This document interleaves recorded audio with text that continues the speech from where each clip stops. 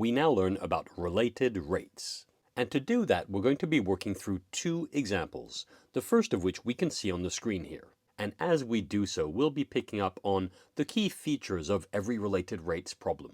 So let's get started.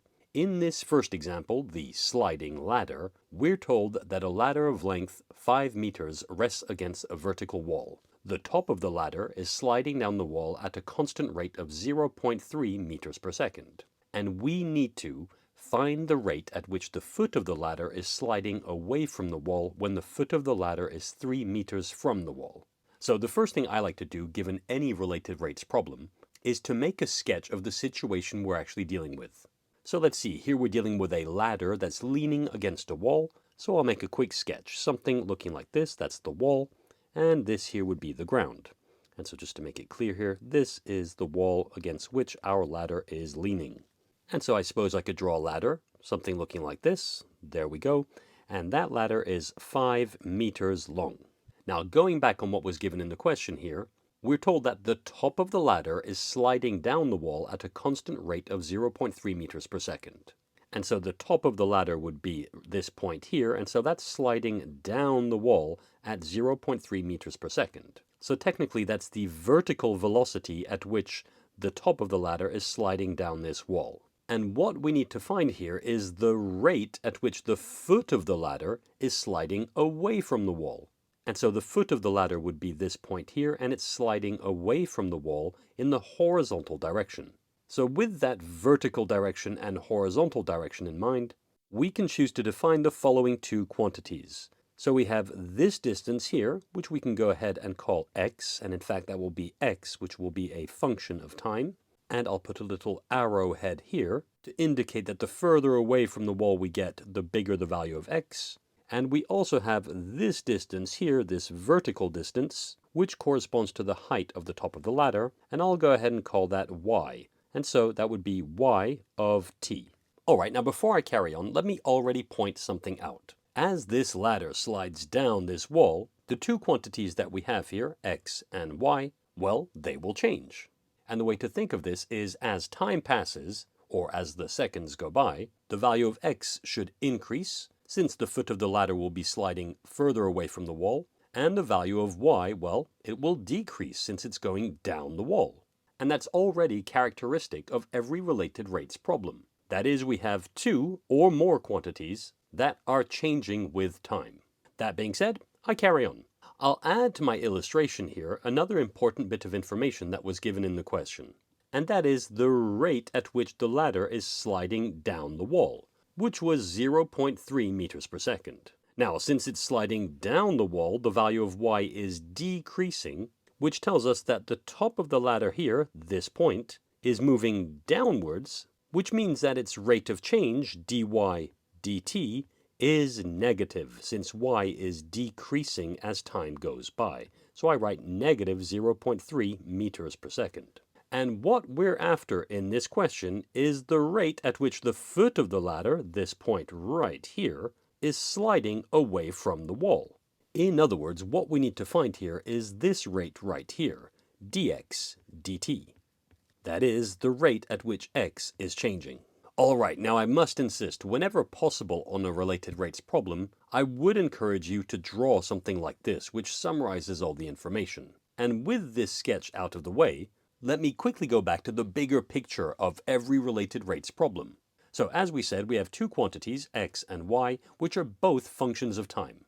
And put simply, we're given the rate at which one of those two quantities is changing, in this case dy dt, and we need to figure out the rate at which the other one of those two quantities is changing, dx dt. And the trick behind finding the other rate, the one we're after, is to use an equation or an expression which connects the two quantities that we're dealing with in our problem. So in this case, we're looking for an equation which connects both x and y. And hopefully you'll appreciate that x, y, and the length of the ladder here form a right-angled triangle, where the length of the ladder here, the 5 meters, would be its hypotenuse, which tells us that for any value of t, Pythagoras' theorem will apply. And so we can go ahead and state that x squared plus y squared will equal to 5 squared. In other words, x squared plus y squared is equal to 25. And in fact, I could go ahead and box that result. That's the expression or equation that's connecting the two quantities that are changing in this problem. And now the key thing we need to do in order to connect the rate of change that we're given to the rate of change that we're trying to find is to differentiate this expression with respect to t. And so I can do that over here. There we go. And in fact, I'll quickly write what I just said. That was differentiate with respect to t. And when doing so, it's very important to keep in mind that both of the quantities we're dealing with here, so both x and y, are functions of t.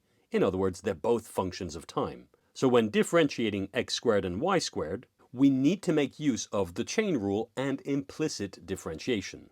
Indeed, using the chain rule to differentiate x squared, or you can think of it as x of t squared, we obtain 2x dx dt. And in a similar way, when differentiating y squared with respect to t, we obtain 2y dy dt. And of course, on the right-hand side, when differentiating 25, well, we just get 0. Now, looking at the expression we now have, I'm sure you can appreciate that we can get rid of this common factor 2. So this becomes x dx dt plus y dy dt equals 0. Finally, keeping in mind that what we're after here is the rate at which the foot of the ladder is sliding away from the wall, which is no other than dx dt, we can rearrange all of this to make dx dt the subject, which quickly leads us to dx dt is equal to the opposite of y over x times dy dt. And I'll go ahead and box that result. There we go. Okay, now we're nearly there. Looking at the expression we just found, it's clear that to find dx dt, we need x, we need y, and we need dy dt. Well, we have dy dt. Remember, the ladder was sliding down the wall at a constant rate of 0.3 meters per second, and since it's moving down the wall, that corresponds to dy dt equals to negative 0.3. So we already know that this dy dt here is negative 0.3. And in the question, remember, we need to find the rate at which the foot of the ladder is sliding away from the wall when the foot of the ladder is 3 meters from the wall. In other words, the dx dt that we need to find here corresponds to the moment in time at which the ladder here is in a position such that the value of x is equal to 3 meters. So looking at this, we know that the value of x is 3. We know that the value of dy dt is negative 0.3. And so the only thing we need to find here is the value of y. And to find it, well, we'll make use of the fact that x, y, and 5 form a right-angle triangle at any instant in time. And so if we make a quick sketch of what we're dealing with here again, something looking like this, there we go. The length of the ladder is 5 meters, and we're interested in the moment in time when the distance from the wall is 3 meters, and we need to find y. And that shouldn't be a problem. Again, using Pythagoras' theorem here, we can state that 5 squared is equal to 3 squared plus y squared, which quickly leads to 25 is equal to 9 plus y squared, which can be arranged to state that y squared equals to 25 minus 9, which is 16, and therefore the value of y will have to equal to 4, and that's 4 meters. And thanks to that, we now know the value of y. That's 4 meters. Okay, so using those values, we're now ready to find dx dt. Indeed, we can just state that dx dt is equal to the opposite of 4/3, or 4 over 3, times negative 0.3. And here we see that we're dealing with a product of two negative numbers, which will turn into something positive. So we can just ignore the negatives now, and that turns into 4 times 0.3 over 3. And now dividing the 0.3 by 3, this turns into 0.1. So dx dt is equal to 4 times 0.1. In other words, dx dt, that is the rate at which the foot of the ladder is moving away from the wall, is equal to 0.4 meters per second. And that's the answer. We've now solved this related rates problem. All right, now we're going to work through a second example. But before doing so, a quick recap of the key features we've just seen. Remember, when dealing with a related rates problem, we'll always be faced with two or more quantities which change with time. Furthermore, those two quantities will always be connected by an equation or an expression of some type. Next, we'll be given the rate of change of one of those two quantities. And in this case, we were given the dy dt, the rate at which the ladder was sliding down the wall. And I'll add to that, do be careful of the sign of the rate of change that you're given. Indeed, in this case, we were told that the rate of change at which it was going down the wall was 0.3 meters per second, but it was our job to realize that because the top of the ladder was sliding down, that corresponds to a negative rate of change, negative 0.3 here. So do keep that in mind. And next, the key part to connect the two rates of change that we're dealing with is to differentiate the expression which connects the quantities that we're dealing with. And when doing so, we'll usually make use of the chain rule and implicit differentiation, as we did here. And finally, to find the rate of change that we're after, we look for the particular configuration or setup that was given in the question. So in this example, that corresponds to the fact that we were after dx dt at the point in time at which the foot of the ladder was 3 meters away from the wall, which quickly allowed us to figure out what y is, to then evaluate dx dt. And all of those features are characteristic of a related rates problem. And so let's see how that still applies with the second example. In example 2 here, the balloon that's being inflated, we're told that a spherical balloon is inflated using a pump that adds air at a rate of 80 cubic centimeters per second. And we need to find the rate at which the radius is increasing when the radius is 5 centimeters. Okay, well, as I did before, I always like to make a quick sketch to try and picture or visualize what we're dealing with. So we're dealing with a spherical balloon. So let me try and draw a sphere here. There we go. Something looking like this. And we're told that air is being pumped into the balloon at a rate of 80 cubic centimeters per second. Now, cubic centimeters per second, well, that's the rate of change of volume. In other words, these 80 cubic centimeters are equal to dV dt. And it's positive 80 here because as air is being pumped into the balloon, its volume will be increasing. So this rate has to be positive. Next, assuming that the center of the sphere is right there, I'll draw a quick radius, something looking like this. There we go, that's r, and technically that would be r of t. And what we're after in this example is the rate at which the radius is increasing, so dr dt. And I said increasing because hopefully it's clear. As the volume of this balloon increases, well, the radius we have here will get bigger and bigger and bigger. Consequently, without even thinking, we already know that the dr dt that we're trying to find here, well, it will definitely be positive. Okay, so that's the setup. We have 80 cubic centimeters that are being pumped into this balloon every single second, which tells us the rate at which the volume is increasing. And that also tells us that one of the quantities that we're working with here is volume. So in fact, I can write that here, capital V for volume. And what we're trying to find here is the rate at which the radius of the sphere is increasing. And so that's the second quantity that we're interested in. That's r, and I could say r of t, couldn't I? R of t, and I could do the same for volume, v of t over here. So these are the two quantities that we're working with in this related rates problem. Now we need to ask ourselves which formula or expression connects these two quantities. And I'm sure you already know the answer. That is the formula for the volume of a sphere. Remember, the volume of a sphere is equal to 4/3 of pi r cubed. And in fact, I'll go ahead and box that. There we go. So that's the formula that's connecting the two quantities that we're interested in this problem. And so now, just as in example 1, to connect the rate of change of these two quantities, we need to differentiate this expression with respect to time. And once more, when doing that, we'll need to keep in mind that r here is a function of time, and so we'll make use of the chain rule when differentiating this r cubed here. So let's go ahead, differentiating this with respect to time.